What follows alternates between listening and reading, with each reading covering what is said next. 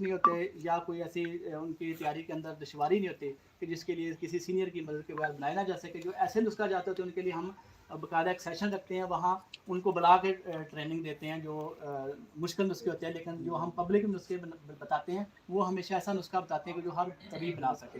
तो नुस्खा नोट फरमा लें। आपने वर्किया लेनी है, 10 ग्राम ले लें, 20 ग्राम ले लें, जितनी आप बनाना चाहते हैं उसको पीस लें, खर्ल कर लें, और उसके बाद शीरे मदार इतना डालें कि वो तार हो जाए। उसके बाद उसको आप खुश्क कर लें, और वो पाउडर आप नमक का डला ले सकते हैं, उसके अंदर सुराख कर लें। अगर आपको डला बड़ा अवेलेबल नहीं है तो आप 5 किलो नमक ले लें।